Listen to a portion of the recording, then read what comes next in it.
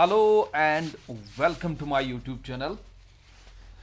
जैसा कि आप स्क्रीन पे देख रहे होंगे कि हम जो आपका सिक्स्थ सेमेस्टर है, जो सिक्स सेमेस्टर के स्टूडेंट्स हैं कॉलेजेस में, जिनका 601 जो पेपर है, ठीक है, इंडियन सोशियोलॉजिकल थॉट, पहले उसका फर्स्ट पार्ट फिफ्थ सेमेस्टर में था, अब सिक्स सेमेस्टर में आपका सेकंड पार्ट है। तो उसके लिए हमने एक पेड कोर्स लॉन्च किया था, तो जिसमें बहुत सारे स्टूडेंट सब मैसेजेस कर रहे हैं, sir it is not possible for them to buy that very course, वो कोर्स वो नहीं खरीद सकते हैं।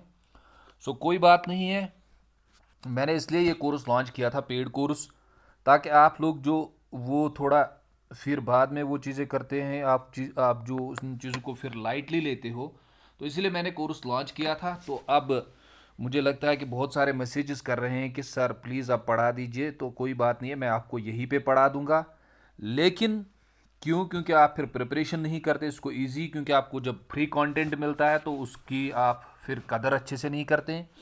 तो वीडियो लेक्चर्स में आपको यहीं पे अवेलेबल कर दूंगा, लेकिन जो आपके 5 पेपर्स हैं उनका जो पीडीएफ मटेरियल है वो डाउनलोड आपको कहाँ मिलेगा, उसका जो पीडीएफ मटेरियल है ये आपको एप्लीकेशन में ही मिलेगा। जब आप एप्लीकेशन में जाएंगे तो वहाँ 601 मैंने कोर्स लॉन्च कर दिया है, उसको आप बाई कर सकते हैं।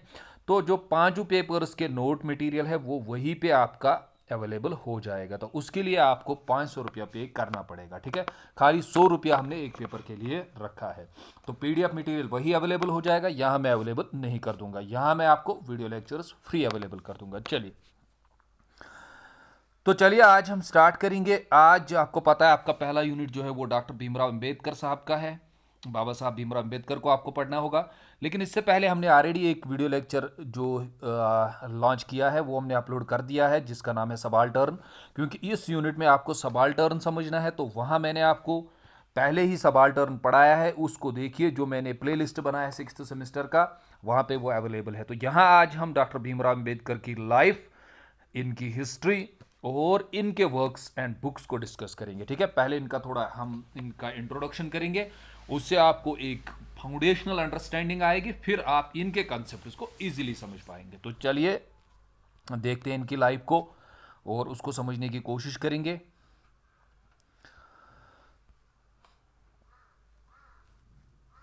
Doctor Bhimrao Ramji Ambedkar was born, तो इनकी जो बर्थ हुई है वो 14 अप्रैल हुई है 1891। डेट याद रखना 1891। 1891 का मतलब होता है इस टाइम यहाँ पे ब्रिटिशर्स थे, ठीक है। इंडिया जो था वो कॉलोनी था ब्रिटिशर्स की।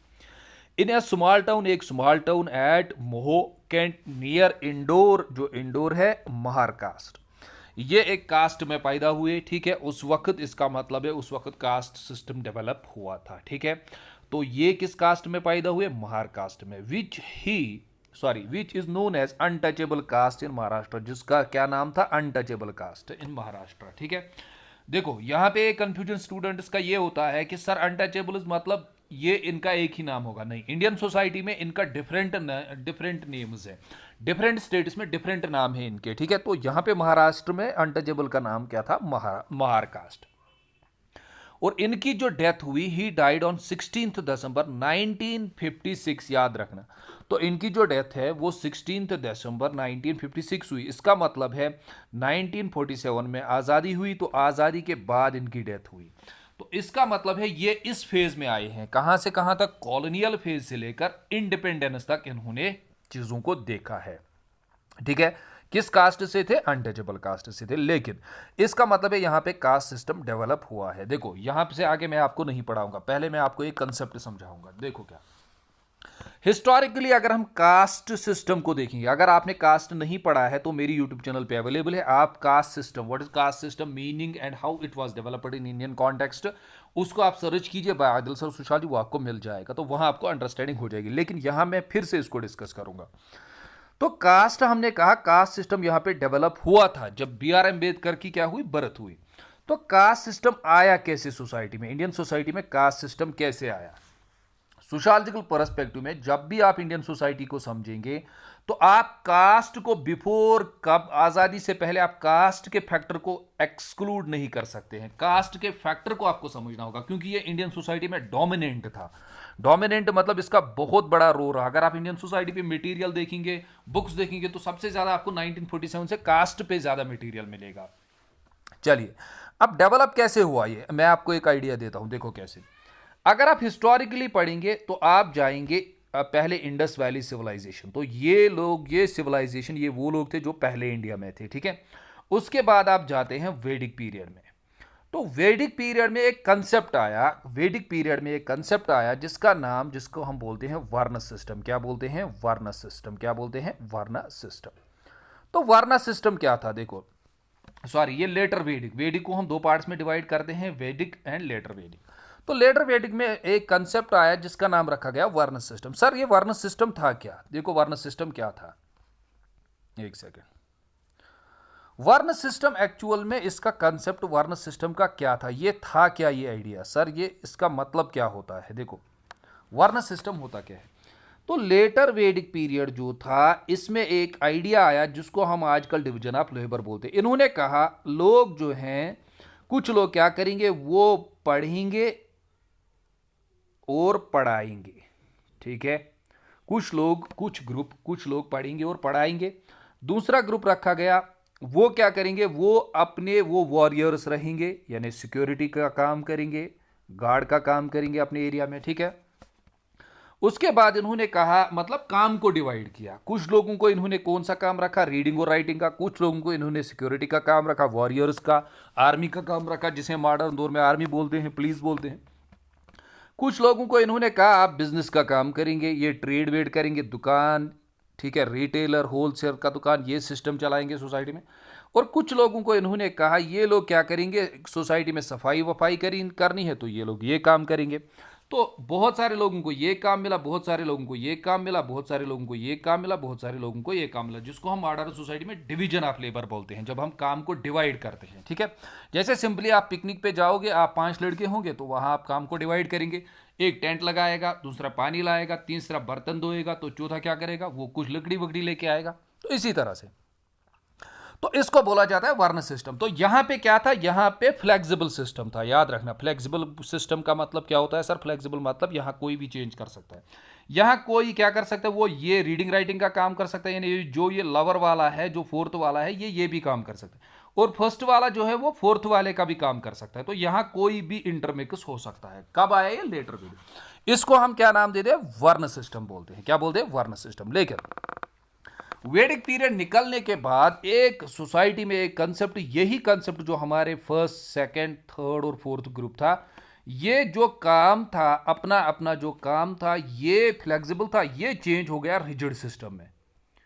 सर रिजिड सिस्टम मतलब, रिजिड सिस्टम का मतलब होता है अब यहां पे कोई भी चेंज नहीं कर सकता। ये अपना काम करेगा, ये अपना काम करेगा, ये अपना काम करेगा, अपना, और इसके साथ साथ इसका बेटा यही काम करेगा, इनके बच्चे भी यही काम करेंगे, इनके बच्चे भी यही काम करेंगे, इनके बच्चे यही काम करेंगे, इनके बच्चे, सबके बच्चे यही काम करेंगे। और तीसरा, ये वाला नहीं ले सकता, ये काम नहीं कर सकता है, हर कोई अपना अपना काम करेगा। और चौथा पॉइंट इनमें यह आ गया कि इनमें इंटरमिक्सिंग नहीं होगी, ये इनके साथ मैरिजेस, इनकी सोशल लाइफ इनके साथ मिक्स नहीं होगी, इनकी सोशल लाइफ इनके साथ मिक्स नहीं। और फिफ्थ कंसेप्ट इनमें यह आ गया, इनमें एक कंसेप्ट आ गया जिसको हम बोलते हैं सोशियोलॉजी में इंफीरियरिटी सुपीरियरिटी का कंसेप्ट। फर्स्ट वाला जो है, इनको सुपीरियरिटी का कंसेप्ट आया, इन्होंने खुद को सुपीरियर कंसिडर करने लगे ये लोग, ठीक है, फर्स्ट वाले, सेकंड वाले और थर्ड वाले। और इन वाले जो फोर्थ वाले हैं, और इनको क्या क्या कंसिडर करने लगे, उनको इंफीरियर कंसिडर करने लगे। तो ये धीरे धीरे जो वर्ण सिस्टम था, ये किस में चेंज हो गया?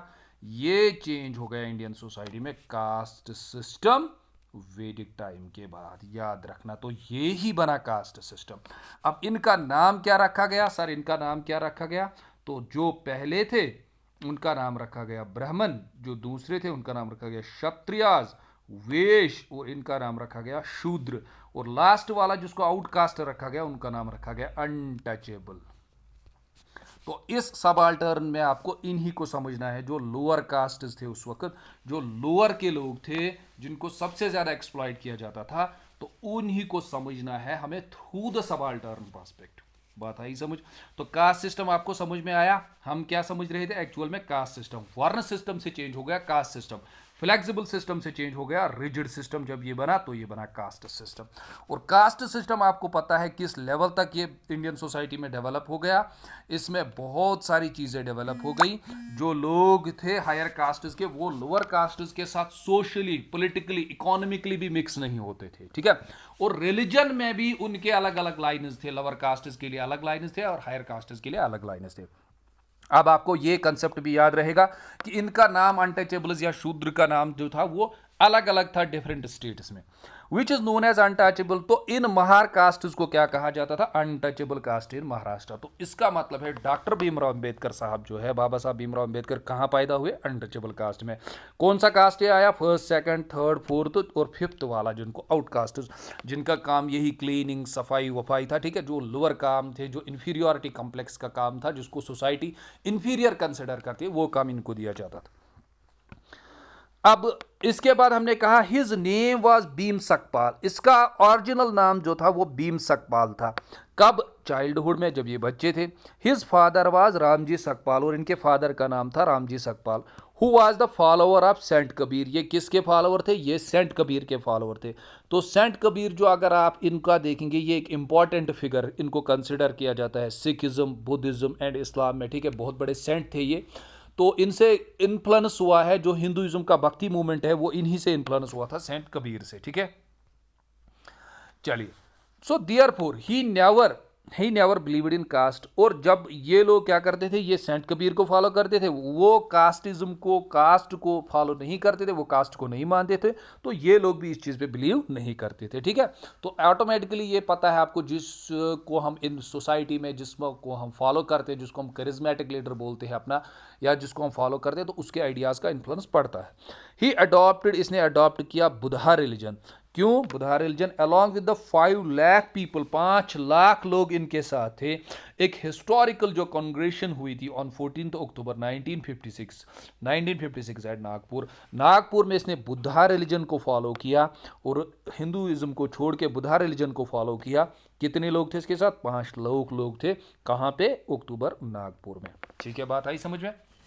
तो अब आपको खुद ही ये आइडिया आएगा कि जो भीमराव अंबेडकर थे लोअर कास्ट में पैदा हुए, कहां से कहां तक, तो इन्होंने किसके लिए काम किया होगा? इन्होंने हमेशा काम किया होगा अगेंस्ट कास्ट, क्योंकि ये लोअर कास्ट के तो डेफिनेटली इन्होंने कास्ट के खिलाफ काम किया होगा, ठीक है। तो कास्ट के अगेंस्ट में ये हमेशा काम करते थे, कास्टिज्म के अगेंस्ट में हमेशा काम करते थे। और जो लोअर कास्ट के लोग, उनके वेलफेयर के लिए, उनके लिए इन्होंने हमेशा काम किया। और अपनी राइटिंग्स में, अपने वर्क में सबसे ज़्यादा इन्होंने इन्हीं के लिए काम किया। तो इसीलिए इनको किस में रखा गया? सबाल्टर्न पर्सपेक्टिव में। चलिए, after doing high school from Satara, Maharashtra, जब इन्होंने हाई स्कूल अपनी एजुकेशन कंप्लीट की in 1907, Ambedkar got admission in Elphinstone college, Mumbai. तो इनको यहाँ एल्फिस्टन कॉलेज जो बॉम्बे में था, वहाँ इनको एडमिशन मिला, ठीक है। गॉड एडमिशन यहाँ पे। तो ये कॉलेज क्या था? ये माउंट स्टर्ट ने स्टार्ट किया था। किसने किया था? Mount start. इसने स्टार्ट किया था। ये गवर्नर ऑफ बंगाल थे, Mount Stuart governor of Bengal थे। तो इनका बड़ा रोल रहा है हायर एजुकेशन को डेवलप करने में मुंबई में, ठीक है। तो इसीलिए इन्हीं के नाम पे ये कॉलेज खोला गया था मुंबई में, जिसको हम आज बॉम्बे बोलते हैं। ही वाज गिवन, इनको मिल रही थी एक Gaikwad scholarship by Maharaja Gaikwad Baroda for his study in college. तो इनको एक स्कॉलरशिप मिली थी जिसमें इनको काफ़ी अच्छा अमाउंट मिला, जिसकी वजह से इन्होंने क्या, एक हायर एजुकेशन और कॉलेज में एडमिशन लिया। एंड विद दिस स्कॉलरशिप, और इस स्कॉलरशिप की वजह से itself he got admission in Columbia University. तो कोलंबिया यूनिवर्सिटी में भी इनका एडमिशन हो गया यूएस से, ठीक है। उस वक्त, कब, किस वक्त में? 1956 से पहले। तो इनका जो एडमिशन है वो कोलंबिया यूनिवर्सिटी में हुआ। एंड डिड हिज एमए, वहाँ उन्होंने एमए मास्टर्स किया। फ्रॉम दियर इन 1950 में इन्होंने मास्टर्स किया। तो 1950 में ये कहाँ गए हैं? एडमिशन यूएसए में इनका admission. He was first Indian, ये पहले इंडियन थे एमंग अनटचेबल्स जो लोअर कास्ट्स के थे, ठीक है, who went abroad for higher education, जो कहाँ गए हायर एजुकेशन के लिए, अब्रॉड मतलब किसी दूसरी कंट्री में एजुकेशन हासिल करने के लिए। ही गॉट पीएचडी इन 1970, और इनका पीएचडी जो रिसर्च कंप्लीट हुआ था ये 1970 में हुआ था, फ्रॉम इसी कोलंबिया यूनिवर्सिटी से, यूएसए से कंप्लीट किया। इन 1916 after submission of his PhD thesis, जो इनका टॉपिक होता है, जो पीएचडी में टॉपिक होता है जिस पे काम करना होता है, तो इन्होंने 1960 में अपना सबमिशन किया, उसको फिर सबमिट करना पड़ता है जो आप काम करते हैं 5 साल के लिए रिसर्च में, ठीक है, और वो उसी को हम थीसिस बोलते हैं जो फाइनल रिपोर्ट बनता है। सो ही वेंट टू लंदन, ये लंदन चले गए for the study of law पढ़ने के लिए। तो पीएचडी के बाद ये लंदन गए लॉ पढ़ने के लिए, and took admission in London school of economics. तो लंदन स्कूल ऑफ इकोनॉमिक्स जो है ना, आजकल बच्चे ख्वाब देखते हैं यहाँ पे एडमिशन हो जाए, ठीक है, लंदन स्कूल ऑफ इकोनॉमिक्स या इंडियन स्कूल ऑफ इकोनॉमिक्स, ठीक है, and political science for the study करने के लिए वहाँ उन्होंने पॉलिटिकल साइंस को भी पढ़ा, ठीक है, for the study of economics को भी पढ़ा। इन 1921 he got degree of masters of science and also PhD in on his thesis, वहाँ और एक पीएचडी इन्होंने किया जो इनका कंसेप्ट, जो उनका टॉपिक था, द प्रॉब्लम ऑफ रुपी, ठीक है, फ्रॉम लंदन यूनिवर्सिटी, ये उनका टाइटल वहाँ था जब इन्होंने लंदन यूनिवर्सिटी में पीएचडी किया, इस पे इन्होंने पीएचडी में काम किया, the problem of rupee. Simultaneously he did bar, और उसके साथ साथ इन्होंने वहाँ पे लॉ की एजुकेशन भी हासिल की, लॉ को भी पढ़ा, ठीक है। In 1923, Ambedkar started his law practice and also devoted himself for them. अब 1923 में जब इन्होंने स्टार्ट किया लॉ की प्रैक्टिस, ठीक है, यानी वकील की प्रैक्टिस है, और and also devoted himself for the upliftment of Dalit. तो अब इन्होंने खुद को दान कर दिया, जिसको हम बोलते हैं कि अब कभी कभी बोलते हैं ना, अब मैं इसके लिए काम करूँगा, तो इन्होंने खुद को दान किया कि फॉर द अपलिफ्टमेंट ऑफ दलित, दलित के लिए ये लोग काम करेंगे, ठीक है। तो दलित यहाँ पे कंसेप्ट आएगा जिसको हम नेक्स्ट दलित किसे बोलेंगे। अभी आप क्या याद रखेंगे, डिप्रेस्ड क्लास। डिप्रेस्ड क्लास मतलब जो सबसे लोअर क्लास उस वक्त इंडियन सोसाइटी में था, जिसको हर कोई प्रॉब्लम, जिस क्लास को इकोनॉमिक, सोशल, कल्चरल प्रॉब्लम्स थी, रिलीजियस प्रॉब्लम्स थी, उसको सोसाइटी में एक अच्छी लेवल का स्टेटस, एक अच्छे लेवल का डिग्निटी नहीं मिलती थी, उनको इंफीरियर कंसिडर किया जाता था, एंड पुअर, ये लोग गरीब भी थे। इन 13 he became the president of all India depressed class, तो इन्होंने ये प्रेसिडेंट बने 1930, यानी इसके हेड बने association. In 1936 he formed an independent labour party, और इन्होंने एक इंडिपेंडेंट लेबर पार्टी बना, which later on turned into all India scheduled caste federation, और वही बनी फिर all Indian scheduled caste federation. On 7 August 1922 Ambedkar became the member of council for governor general, और 17 अगस्त 1942 ये बने member of the council of the governor general जो होते थे। इन हिज चेयरमैनशिप, इन्हीं के चेयरमैनशिप, इंपॉर्टेंट पॉइंट है याद रखना, the constitution of India was drafted, जो कॉन्स्टिट्यूशन ऑफ इंडिया जब आज़ादी हुई, तो मैंने आपको पहले ही डीओबी में बताया इनकी कि आज़ादी से पहले ये पैदा हुए जब इंडिया अंडर ब्रिटिश रूल था, और आज़ादी के बाद इनकी डेथ हो गई। तो इन्होंने जब इंडिया आज़ाद हुआ तो इंडिया को अब कॉन्स्टिट्यूशन बनाना था, तो वो कॉन्स्टिट्यूशन जो है, वो कॉन्स्टिट्यूशन इन्हीं की लीडरशिप में बना। तो ये वो थे जो कॉन्स्टिट्यूशन की कमेटी बनाई गई थी, बहुत सारे मेंबर्स के, जो कॉन्स्टिट्यूशन बनाएंगे, जिन्होंने कॉन्स्टिट्यूशन को ड्राफ्ट किया, जो हमारे पास अभी कॉन्स्टिट्यूशन है उसके हेड यही थे, और इन्होंने ही इंडिया का कॉन्स्टिट्यूशन बनाया है, ठीक है। was drafted on 13th August 1940 he took the charge of law minister, और इनको फिर आज़ादी के बाद लॉ मिनिस्टर बनाया गया in the government of India in 1955। जब 1955 आया तो 1955 में क्या हुआ, he took the charge of law minister, sorry, in 1950 he formed Bharatiya Buddha महासभा इन्होंने बनाया। पहले ये एक अनटचेबल कास्ट में पैदा हुए थे, ये हिंदुइज्म में थे, फिर ये कन्वर्ट हो गए बुद्धिज्म में, ठीक है। तो अंबेडकर आल्सो फेल्ट दैट, तो अंबेडकर ने क्या कहा, Ambedkar also felt that depressed classes have no honour, इसने कहा कि जो डिप्रेस्ड क्लास, पुअर, अनटचेबल्स हैं, उनका कोई भी ऑनर, कोई भी इज्जत नहीं है in Hindu religion, which also reflects in his writing, जो आपको मिलता है इनकी राइटिंग, जो इन्होंने बुक्स लिखे और एक्शंस में जो इन्होंने काम किए हैं, वो आपको वहां पे भी मिलेगा, ठीक है। अच्छा चलिए, तो writings of Ambedkar, the untouchability, who are they, ये कौन है, ये इनके राइटिंग्स मेन बुक से याद रखना। ओ ये कंटेंट जो है ना याद रखो, मेरी बात सुनो यहाँ पे, अगर तुम लोग ये कंटेंट पढ़ोगे ना, याद रखोगे, तो ये कंटेंट से तुम लोगों का बड़े बड़े एग्जाम्स निकल जाएंगे। तुम लोगों को पता नहीं है मैं तुम लोगों को क्या पढ़ाता हूँ। मैं तुम लोगों को चैलेंज करता हूँ सभी स्टूडेंट्स को कि कोई किसी भी कॉलेज में अगर तुम लोगों को कोई टीचर ये कंटेंट देगा ना, तो मुझे मैसेज कर देना इस यूट्यूब चैनल पे, सर हमें ये कंटेंट मिला है। एक्सेप्ट कुछ लोग दे सकते हैं आपको जिन्होंने अच्छी यूनिवर्सिटी से पढ़ा होगा, वरना पॉसिबल नहीं है। मुझे पता है ना, मैंने कॉलेज में काम किया है। तो ये से इससे आपके एग्जाम्स, बड़े बड़े एग्जाम्स निकल जाएंगे। आप बिलीव नहीं करोगे, रिसेंटली अभी मैंने जो 2 दिन पहले एक वीडियो अपलोड किया है, उसमें वो +2 लेक्चरर के MCQs है, नेट जो वो देख लेना। वहाँ एक लड़का था मेरा जिसका नाम था बिलाल अहमद खान, वो अभी कश्मीर यूनिवर्सिटी के 3rd सेमेस्टर में है। उसने मेरे से कश्मीर यूनिवर्सिटी का जो एंट्रेंस प्लेलिस्ट है जिसमें 42 लेक्चर्स मैंने दिए हैं, वो उसने एंट्रेंस की प्रिपरेशन मेरे यूट्यूब चैनल से की थी। और कंटिन्यूसली वो मुझे मैसेजेस करता था और क्वेश्चंस कभी कभी पूछता था जहाँ जहाँ उसका कन्फ्यूजन होता। आज वो 3rd सेमेस्टर में है और कल जो 5 दिन पहले रिजल्ट आया नेट का, वो देख लेना, नेट का रिजल्ट आया, उसका 3rd सेमेस्टर में ही नेट क्वालिफाई हो गया।